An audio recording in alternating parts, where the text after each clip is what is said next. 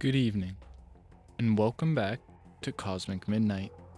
I am the Collector, your guide through the infinite multiverse, and tonight we'll be taking a look at the universe of the SCP Foundation to research a homicidal bathtub. Item number SCP-1299. Object Class Euclid. Special Containment Procedures. SCP-1299 is to be contained in an 8x10 by 4 meter concrete cell. It is to be kept disconnected from all sources of water, regardless of its current state. The door to its containment chamber is to remain locked at all times unless Procedure F-30 is being enacted. All Level 2 and above staff members on site are to carry keys to SCP-1299's containment cell. Once a month, 1D class is to enact Procedure F-30. In case of a containment breach, essential personnel are advised to move as far away as possible from the containment area, and any available female D-class are to be escorted towards the breach site by security. Description: SCP-1299 is a white porcelain over steel freestanding bathtub manufactured and by the Corporation. It was discovered when the occupants of a house on 75th Street in Ohio experienced an unusually high rate of apparent suicide and murders via drowning. A news story on the anomaly brought the house to the Foundation's attention. The Foundation quickly suppressed all information regarding the crimes and secured the house in question. No anomalies were observed until one agent turned on the handle to SCP-1299, which activated despite being disconnected from the house's water supply, resulting in the agent's death. The Foundation quickly secured the bathtub and moved it to its current containment. When a living human touches one of the two handles on SCP-1299, the tub will begin filling with water. Once the tub is filled, an invisible force, designated SCP-1299-1, will pull the subject into SCP-1299 and force the subject underwater. An imprint of a pair of hands will appear around the subject's neck while they attempt to escape. Barring outside intervention, the subject will invariably drown, at which point the water will begin to drain via unknown means until the containment chamber is completely dry. The corpse may then be retrieved safely. If by the 26th night of each month no living body has touched the handles or is in the room, SCP-1299-1 will manifest and leave SCP-1299, leaving a trail of wet humanoid footprints. It will seek out the nearest living human body, which it will drag back to SCP-1299 and begin to drown as normal. If the process is interrupted and the subject is pulled away from SCP-1299-1, the subject's personality will undergo a complete resequencing. For additional information, see Addendum 1299-0-1. SCP-1299-1 is intangible and impossible to damage by any means yet tested, and does not appear on thermal imaging or X-ray scanning. For additional information, see Testing Log 1299-A. Testing Log 1299-A. Subject: 1 D-Class personnel, D-985, with background in plumbing. Conditions: D-985 instructed to attach SCP-1299 to newly constructed water pipe. Result: SCP-1299 began filling autonomously, and SCP-1299-1 immediately dragged D-985 into SCP-1299 to drown him. Immediately after D-985's deaths, footprint characteristics of SCP-1299 formed a trail towards and through the locked door of the containment chamber. SCP-1299-1 proceeded to grab one of the two guards stationed outside and pull him through the still locked door into SCP-1299. Personnel were alerted of a containment breach. SCP-1299-1 continued to seize and drown personnel until it successfully killed a female D-Class, at which point SCP-1299 deactivated. The pipe was removed without further incident. Addendum 1299-0-1. On 2008, Dr. The researcher who was at the time overseeing SCP-1299 attempted to alter the conditions of Procedure F-30 without proper authorization. D-1130 was introduced to the testing environment and instructed to enter the bathtub per regulation, but when SCP-1299-1 appeared, Dr.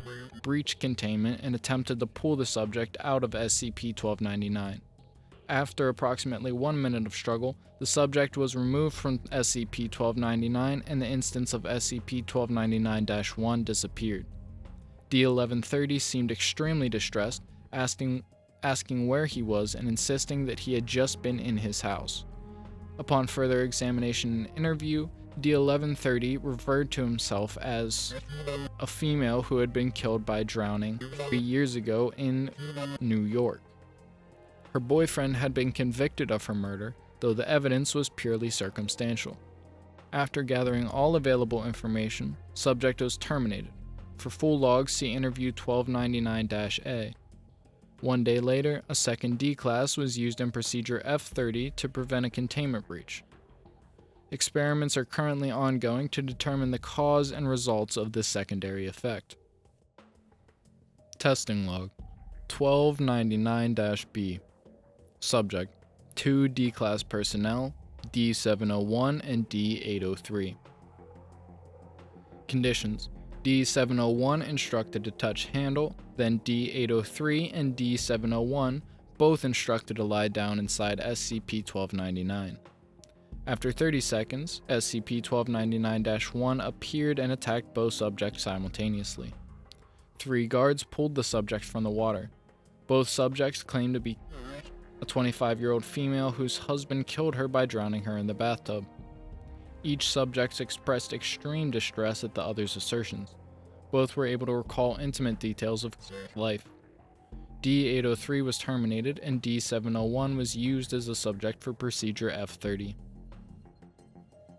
Subject: 1 D-class personnel, D-942. Conditions: D-942 sent in wired to recording net attached to EEG and ordered to perform Procedure F-30. Security instructed to pull subject out after 5 seconds. At 1.25 seconds after SCP-1299-1's attack, D-942 briefly displayed brainwave patterns consistent with the onset of grand mal epileptic seizure, before almost immediately returning to that of an excited state typical of a person being drowned. SCP-1299-1 pulled recording net off subject after 2 seconds. Subject: 1 D-class personnel, D-1074. Conditions: D-1074 sent in to perform Procedure F-30. Security instructed to remove sample of water from SCP-1299. F-30 enacted successfully, water sample retrieved. Sample showed no anomalous properties. Mineral concentrations and pH were found to be typical of municipal tap water from New York. Subject: 1 D-class personnel, D-873. Conditions: SCP-1299 filled using hose attached to external water source. D-873 positioned in containment chamber in case of SCP-1299-1 activation. Immediately upon SCP-1299 being completely filled, SCP-1299-1 attacked D-873, initiating Procedure F-30. Subject: 1 D-class personnel, D-1132. SCP-1299 filled with bleach supplied by hose. D-1132 positioned in containment chamber in case of SCP-1299-1 activation. Result: no activation of SCP-1299, no appearance of SCP-1299-1. Subject: 1 D-class personnel, D-894. Conditions: D-894 brought in to enact Procedure F-30 as scheduled. Result: upon seeing SCP-1299, D-894 retreated to the far corner of the room and stayed there screaming until escorted out of the room by security personnel. See Interview 1299-B. Interview 1299-A. Interviewed: Subject D1130. Interviewer Dr. Forward. Interviewing with D1130 after Dr. breached containment during procedure F30. Begin log.